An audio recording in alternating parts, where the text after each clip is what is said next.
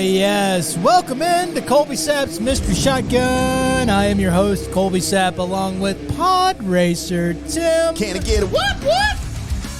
Big news going on in the world of comic book movies, and also a little bit of Star Wars right off the beginning, as if you have not, and I have offered this to Tim as he needs to read up on it, but if you're having trouble with the new Star Wars that's out there, and maybe you weren't a Star Wars Rebels or Clone Wars or anything like that, you just weren't into the cartoons that were made part of canon by George Lucas, but you're into books and you miss these, the Admiral Thrawn trilogy, starting with Heir to the Empire, I recommend these highly. I'm going to have to check that out because I am enamored by the whole Grand Admiral Thrawn character.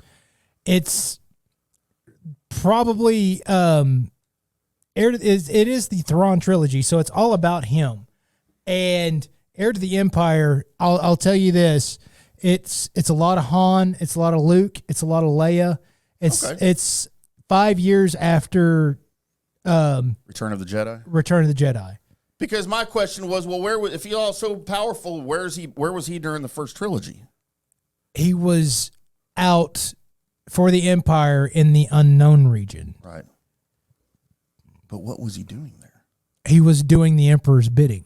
Whatever he said. So. And Thrawn is not force sensitive, correct? No. So he couldn't have been the underling. He is just a tactician. Just a blue dude. He's a tactician. And I will tell you this, I don't know the actor that is playing him or that played him on Ahsoka, but dude, he's making that character awesome. I mean, yes. And in Rebels and all that, he was awesome there as well. Okay. There was a reason developed. The same guy?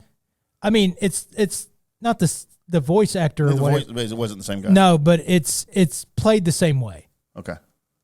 Of just the utter bad guy situation going on. Like, if it was an episode with him in it, you're like, oh, here we go. Right. Getting into the shiznit right now.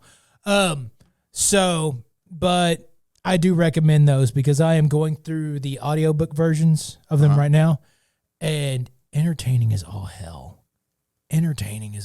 So catch a hold of that. I'm going to read them for sure. And get into that. I don't know when. Do you want the MCU good news? The MCU okay?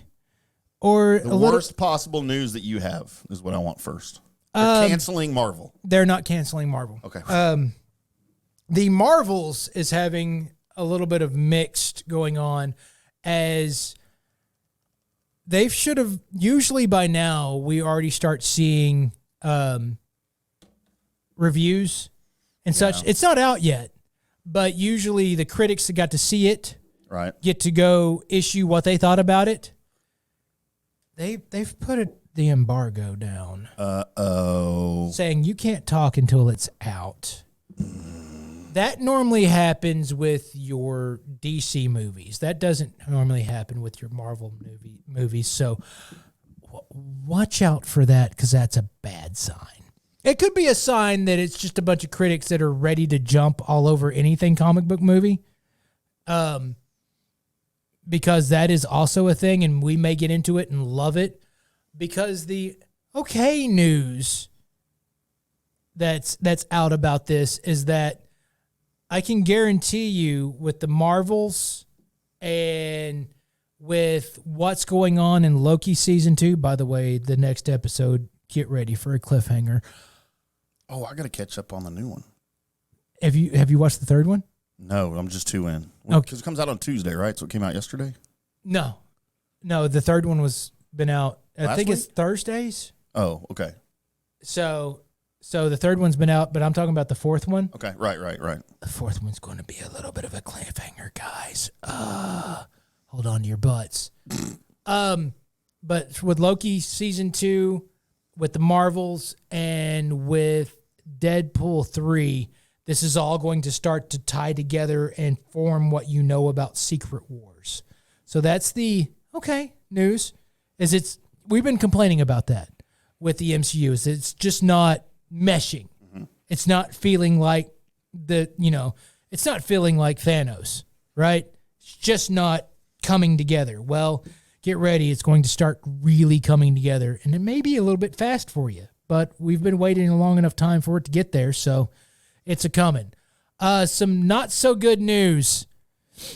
Word on the street is the Fantastic Four, the reboot that we're all waiting for,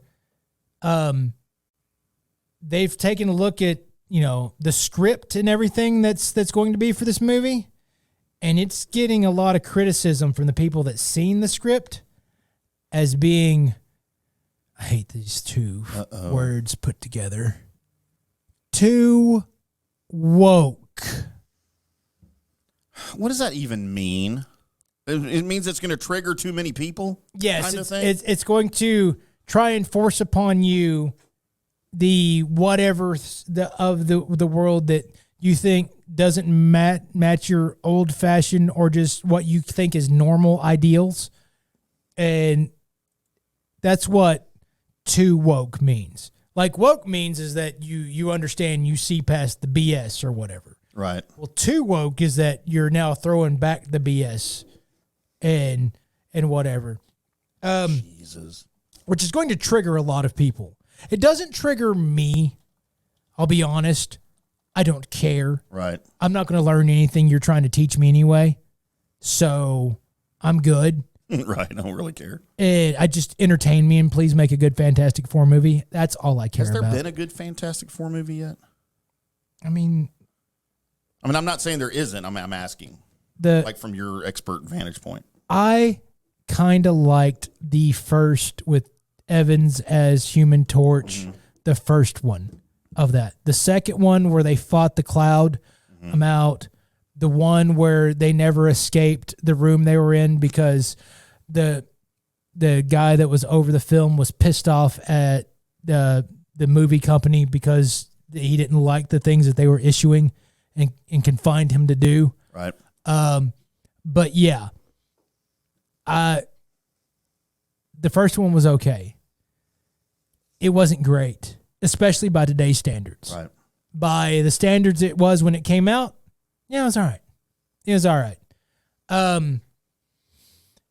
So hopefully this is the first really good Fantastic Four movie. But already having criticism of it being too woke, we'll all find out because I know that triggers a lot of people. And if it triggers enough people, then people will just be like, they don't care if it's good or not. They're just not going to watch it. So watch out for that as it's awake or too woke or whatever. Colby. You know who you wouldn't expect spoilers to be coming from, Tim? Who? Kevin Feige.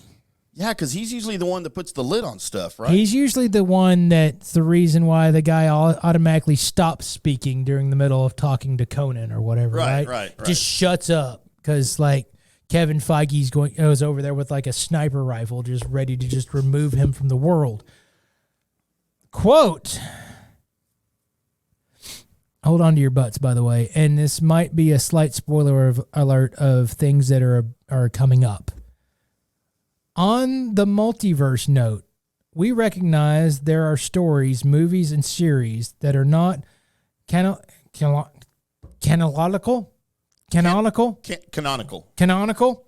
to Marvel, but were created by different storytellers during different periods of Marvel's history. The timeline presented in this book is specific to the MCU's sacred timeline through Phase 4. But as we move forward and dive deeper into the multiverse saga, you never know when timelines may just crash or converge. Hint, hint. Crashing would be the removal of, say, some of your Sony X-Men, some of the things like that. Converging may be the reason why that everybody loved your Netflix Marvel shows that are on their way back.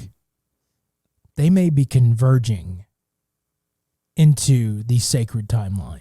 Really? So, because you can literally do anything you want with the timeline. You nowadays. You can. And maybe other things that you really loved about the other places. Right. Like, say, eventually you want the X-Men from X-Men's Days of Future Past to play the X-Men. Mm-hmm. You know, that Professor X, not, the older guys or whatever. But you want them to come along. You like them at that spot. You think they played good characters, just the writing was poor. I did like that movie, though, by the way.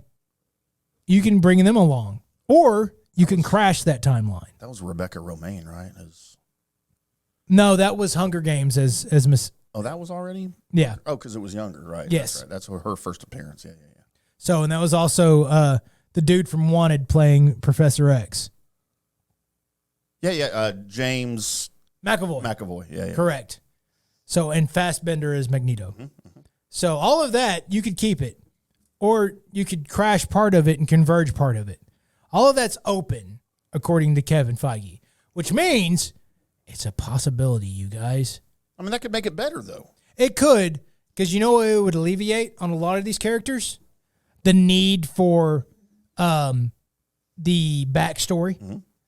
The need for that first movie, like your Thor first movie or your Iron Man first movie. Setting everything up. All that, to where it tells the backstory before you get into the good stuff.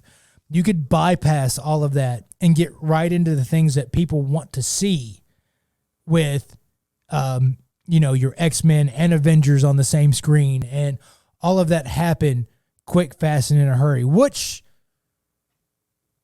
may not bode well for those that are wanting to see the newer, younger Wolverine, because that could just carry over. I mean, I know Hugh's old, but it depends on how well these next two movies do that he's going to be in. By the way, he is going to be in Secret Wars. Oh. He could carry on. So, because he's already in Deadpool 3, and maybe somebody money whipped his ass to stay. I mean, I'd be okay with that. So, there you go. There's the news, and that's from Kevin Feige. So that means all our hopes, we know that Jessica Jones, that character and that actress, have been, talked about and brought about with Kevin Feige. We know, of course, with Daredevil Born Again, that Matt Murdock will be that guy from Netflix. We know that Bernthal is going to be the Punisher. So hopes are there for your guy that. Oh my God, my brain. Iron Fist, Power Man. The guy that played Power Man. Him from Netflix, he could come over. Just hope that maybe they leave that version of Danny Rand at Netflix. Maybe somehow that gets lost in the timeline. And that'll be perfectly fixed.